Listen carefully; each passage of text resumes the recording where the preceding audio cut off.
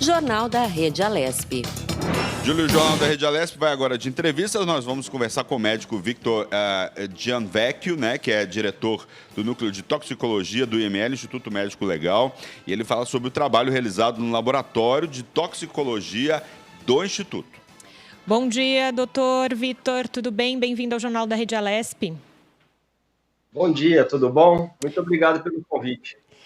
Obrigado, senhor. Então, para a gente começar a nossa entrevista, contar para quem está em casa nos vendo e nos ouvindo qual a função do laboratório, então, de toxicologia do Instituto Médico Legal. Bom, a função do laboratório é auxiliar, né, na investigação dos casos que possa ter havido intoxicação.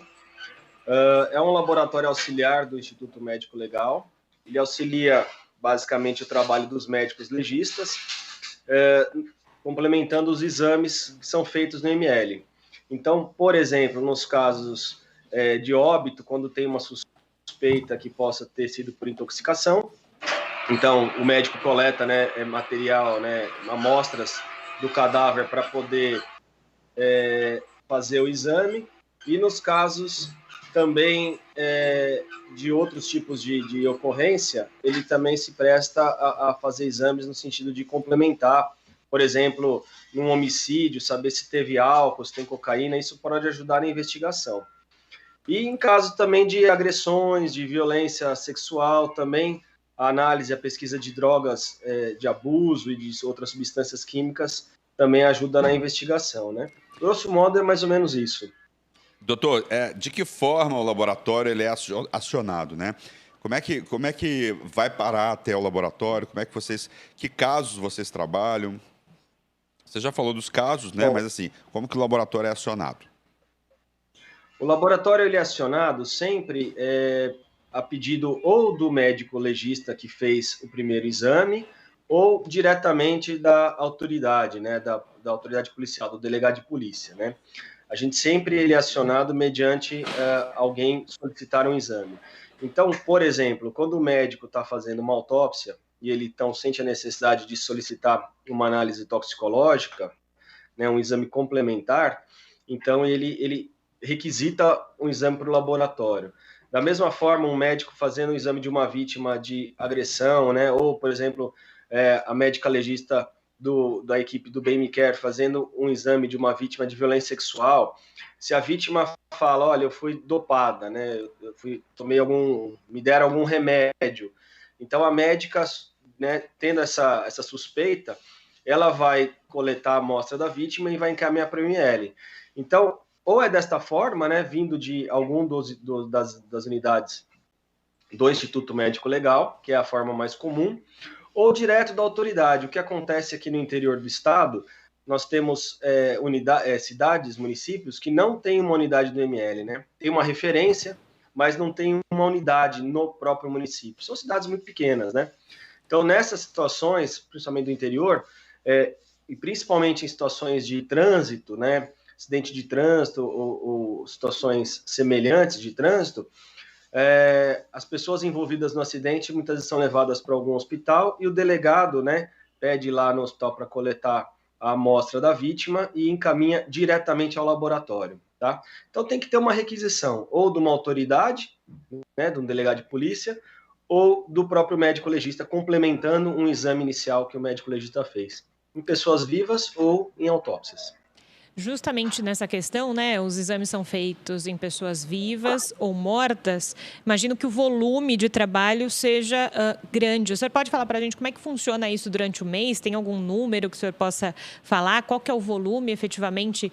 E também nos últimos meses, né, de pandemia, se o trabalho diminuiu ou não? Então, o nosso volume realmente é muito grande, né? Nós temos um laboratório que atende o estado de São Paulo inteiro, tá? Então, nós recebemos mais ou menos cerca de 2.000 casos para analisar por mês, tá? 2.000 casos não significa 2.000 análises toxicológicas. Na verdade, o número de análises é muito maior, ok? Explico. É que um caso pode envolver mais de uma análise. Então, em um caso encaminhado, o médico ou o delegado pode ter pedido só pesquisa de álcool, no caso seria uma análise só, Mas ele pode pedir pesquisa de álcool, pesquisa de drogas, pesquisa de medicamentos, pesquisa de venenos, pesquisa de substâncias inalantes, tipo, né, o loló, né, o cloreto de etila. Então, um caso pode dar origem a várias análises. E também um caso pode vir mais de um tipo de amostra biológica, né? A amostra de eleição é o sangue, né? A análise toxicológica é feita preferencialmente no sangue, mas a gente também trabalha com outros tipos de amostras, né? Então, quando vem urina também da vítima, no caso de pessoas vivas, e em relação às autópsias, também fragmento de vísceras, a gente também faz pesquisa, análise toxicológica em fragmentos de vísceras. Então, entenda, nós temos mais ou menos 2.000 casos por mês, são cerca de 22 mil casos por ano, só que, lembrando que eu estou falando de casos, né? Esses casos, na verdade, não são exatamente iguais a análises. O número de análises é bem maior, tá? E desse volume, né, desses 2.000 casos por mês, mais ou menos uns 60% é relacionado a autópsias, né? A casos de exame relacionado a cadáver, tá? E mais ou menos uns 40% é análises toxicológicas de vivo. No caso de vivo, a grande maioria dos casos são relacionadas a acidente de trânsito, tá? Existem também outras situações, como eu citei a violência sexual, né, que o uso de substância psicoativa é uma forma de violência, então o laboratório participa da investigação, né, juntamente com o exame da própria vítima, né, mas assim, em termos de vivos, a grande maioria é relacionada a acidente de trânsito, principalmente solicitações de constatação de álcool etílico no sangue das pessoas, tá? Em relação à autópsia, na verdade, nós temos uma grande variedade de casos, né? A minoria dos casos são casos em que a morte não estava esclarecida no exame e o médico solicitou análise toxicológica pensando mesmo, suspeitando mesmo de uma intoxicação, né? De um envenenamento, tá? A maioria dos exames são feitos, né? Complementando a autópsia, no sentido de, por exemplo, detectar uma droga que pudesse ter contribuído com uma morte violenta, né? Por exemplo, num homicídio, ver se tem cocaína ou não, isso importa na investigação do caso, né? Obviamente que se a pessoa estava sob efeito de uma droga, né? Isso, na hora de investigar, da polícia investigar o caso, pode ter alguma relevância, tá? Então, fica mais ou menos nesse volume, tá? Nós temos o estado de São Paulo, um estado, né, que tem cerca de 50 milhões de habitantes, né? Então, basicamente a população que a gente atende no nosso laboratório. Doutor, como é que fica, né, o processo em caso de embriaguez ao volante? Né? Em que casos os motoristas são analisados? Bom, na verdade, né, nessas ocorrências de embriaguez ao volante, sem acidente, né, porque quando acontece o acidente, já existe, né, uma ocorrência e já acaba sendo solicitado o exame. Mas pensando na embriaguez ao volante, pensando mais nas blitz que a gente tem visto, né, operação direção segura, enfim, o que acontece é que, normalmente, né, as autoridades de trânsito fazem a blitz, praticamente determinam um local, né, e param, assim, quase todo mundo que passa, e aí é oferecido o teste do bafômetro para a pessoa, né. Se a pessoa faz o teste do bafômetro e está negativo, é só uma blitz, né, é só uma verificação. A pessoa é liberada. Agora, quando o teste é positivo, a pessoa é encaminhada para a delegacia de polícia para registrar a ocorrência, e aí depois vai ser encaminhada para o Instituto Médico Legal para fazer o exame clínico, que nós chamamos, o que é o exame clínico, né? O exame para verificar se a pessoa está embriagada ou não, e complementando o exame clínico, o exame toxicológico, né? Lembrando, pessoal, que a embriaguez é resultado da substância psicoativa, né? Nem todo mundo que usa uma substância psicoativa fica embriagado. A embriaguez é um estado de alteração neuropsicomotora, tá? Então a pessoa pode ter álcool no sangue e não estar embriagado, mas do ponto de vista de lei de trânsito, isso não faz a menor diferença. Hoje em dia, né, com a lei seca, qualquer quantidade de álcool, independente dela estar causando embriaguez ou não, já é suficiente para ser considerada infração de trânsito. E também acabam sendo encaminhados as pessoas que não que se negaram a fazer o bafômetro, né? Então, se a autoridade de trânsito tem alguma suspeita que a pessoa pode ter está sob efeito de substância psicoativa e a pessoa se nega a fazer o bafômetro, ela acaba sendo conduzida a uma delegacia de polícia, é registrada uma ocorrência e isso costuma terminar também num exame no ML para constatar também a embriaguez e, eventualmente, para fazer análise laboratorial de amostra da vítima, né, de sangue ou de urina. Doutor Vitor, e os famosos casos do Boa Noite Cinderela, né? Como é que funciona? Ainda são comuns? E como é que a substância age e também como ela é detectada, né? Muito bom. Bom, o Boa Noite Cinderela, na verdade, é um nome, né, genérico, assim, né, um nome não técnico, tá? Boa Noite Cinderela são substâncias, né, em que tem um efeito psicoativo e que diminuem a capacidade da pessoa responder, né, reagir, tá? Então, o Boa Noite Cinderela ainda é muito utilizado, principalmente em crimes sexuais, tá? Em que o agressor utiliza, né, dessa substância, né, ele coloca, né, geralmente na bebida, a substância na vítima, na pessoa que ele está planejando agredir, né, e aí a pessoa fica incapaz de resistir e ele consuma o ato sexual, e aí são crimes normalmente que são enquadrados como estupro, né. Mas não é só em crimes sexuais, tá? A gente tem visto um aumento de casos utilizando o chamado Boa Noite Cinderela em outros tipos de infração, por exemplo, crimes contra o patrimônio, como estelionato, por exemplo, e outros, tá? Então, o que acontece, né? Acho que o ano passado teve alguns casos assim, né? Alguém também usa da substância para dopar uma pessoa e subtrai, né, cartões de crédito, etc. E a pessoa, como fica alterada, acaba fornecendo senha, etc. E quando a pessoa acorda, né, essas substâncias também costumam dar uma amnésia, e aí quando a pessoa acorda, ela não lembra de nada, e aí teve todo o dinheiro roubado, né, dinheiro sacado do banco, enfim. Então, nesse tipo de situação também a gente tem visto acontecer com uma certa frequência, tá? Ainda mais frequente em crime sexual. Então, as substâncias que são utilizadas como o Boa Noite Cinderela, na verdade, são benzodiazepínicos, tá? São calmantes. Quando as pessoas costumam usar benzodiazepínico como terapeuticamente, para dormir, por exemplo, né, para poder descansar. Então, são substâncias, né, que rebaixam realmente a atividade, né? São depressores e que, do ponto de vista terapêutico, as pessoas usam, né, para acalmar, para relaxar, e também acaba sendo utilizado nesse tipo de infração. O diazepam, clonazepam, então são os mais comuns, tá? Mas não só. Temos também é usado o GHB, ketamina. Então são substâncias que normalmente são depressoras do sistema nervoso central e que acabam diminuindo a resistência da pessoa, tá? Fica fácil para as pessoas entenderem, se pensarem no pré-anestésico.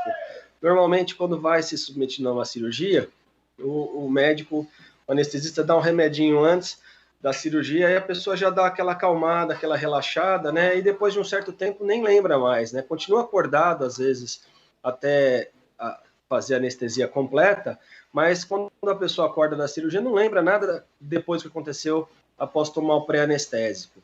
Então, né, para as pessoas entenderem melhor o que é essas substâncias usadas como Boa Noite Cinderela, eu acho que é uma boa analogia, né? E a técnica de detectar essas substâncias, na verdade, é uma técnica que a gente usa no laboratório para a maioria das análises, tá? A técnica que se usa em toxicologia forense é a cromatografia, tá? Cromatografia é uma técnica que se faz com que a gente consiga, tendo uma solução gasosa, né, uma mistura de substâncias, fazer a separação delas para poder identificar. Então, nós temos equipamentos que fazem cromatografia e a gente pode fazer isso pesquisando ou drogas, ou álcool, ou medicamentos, tá? E o que vai mudar na técnica é o detector, tá? Mas aí acho que já é muito detalhe, tá? Mas basicamente a técnica que se usa é uma técnica chamada de cromatografia, que é o que nós usamos para todas as análises toxicológicas e é padrão ouro em análise toxicológica.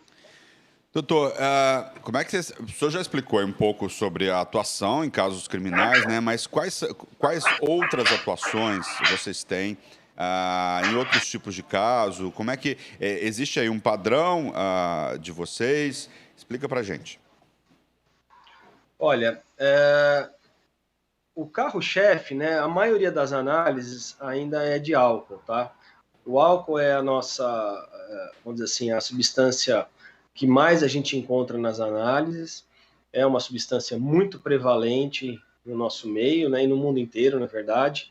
O álcool ele acaba estando associado a diversos tipos de ocorrência, tá? Acidentes de trânsito, tem pessoas que usam álcool antes de cometer um suicídio como gatilho, né, como forma de criar coragem, vamos dizer assim. O álcool está associado às outras formas de violência, como homicídio. Então, o álcool acaba sendo a substância mais prevalente, tá? Outro tipo de substância que a gente encontra bastante, infelizmente, é a cocaína, tá? Cocaína é uma substância prevalente no Brasil, talvez por a gente ser um país de dimensões territoriais, em que, como eu posso dizer, não é difícil, né? Assim, a gente tem fronteiras muito extensas, né? Então a cocaína é muito prevalente aqui. Situação que, por exemplo, a gente não encontra tanto em países da Europa, América do Norte, por exemplo, tá? A gente vai em congresso, por exemplo, né? Se discute muito fora do Brasil o problema das novas substâncias psicoativas, né? Que são substâncias que são criadas em laboratório para enganar, né, as análises, para enganar os controles, né, porque às vezes muda uma substância, ela demora para ser considerada proibida. Esse problema das novas substâncias psicoativas, tipo que tem naquele seriado do Breaking Bad, né, que a pessoa vai criando substâncias novas, existe no Brasil, mas num tamanho menor. Talvez porque aqui o acesso à cocaína é mais fácil, então as pessoas não, né, os laboratórios ilícitos aí não tem que ficar fazendo tanta engenharia química para mudar a substância, porque acaba que a cocaína sendo muito comum, né? Detecção de medicamentos e substâncias psicoativas também é frequente, porque obviamente a gente tem muitas dessas situações de análise em pessoas, em qualquer tipo de ocorrência, e a pessoa faz uso de alguma medicação, então acaba aparecendo para nós nos exames, né? Uma situação que vem preocupando a gente dos últimos anos é que a gente tem a sensação, né, e como a gente tem um laboratório só que atende o estado inteiro, a gente consegue ter uma ideia, né, do perfil epidemiológico, né, vamos dizer assim, um mapeamento do que vem acontecendo ao longo dos anos, né, e no estado inteiro. Então a gente tem notado um aumento de inalantes, tá? Cada vez mais pessoas jovens tendo um quadro de morte súbita e na análise toxicológica a gente detecta algum inalante do tipo clorofórmio, cola de sapateiro, enfim, qualquer dessas substâncias inalantes que as pessoas usam, né, de uma forma abusiva, recreativa. A gente tem a sensação que eles têm, o aparecimento tem aumentado nesses tempos todos, né? E uma outra situação que causa, né, uma certa preocupação para nós é a questão dos envenenamentos, né, com substâncias usadas como veneno mesmo, como praguicida, né, como o chumbinho. O chumbinho, na verdade, é um nome genérico, né, de venenos que são feitos em forma de grânulo, né, grânulo pequenininho, parece bolinha de chumbo mesmo, e são carbamatos, organofosforados, são venenos utilizados para controle de pragas e que são, a maioria deles, proibidos no Brasil, mas apesar de proibidos, as pessoas acham em qualquer lugar e a gente tem muitos casos de suicídio, por exemplo, utilizando chumbinho, e de vez em quando tem alguns casos, inclusive, de homicídio ou tentativa de homicídio, né, também com esses venenos, quando a pessoa coloca, né, o agressor coloca o veneno, por exemplo, num alimento e oferece para outra pessoa. Tá certo, doutor. Muito obrigado. Doutor Victor Gianvecchio, diretor do Núcleo de Toxicologia do IML, Instituto Médico Legal de São Paulo. Muito obrigado pelos esclarecimentos aí sobre o funcionamento do IML. Eu que agradeço, muito obrigado pela participação, estou à disposição. É uma honra estar entre vocês. Obrigado. Obrigado, doutor.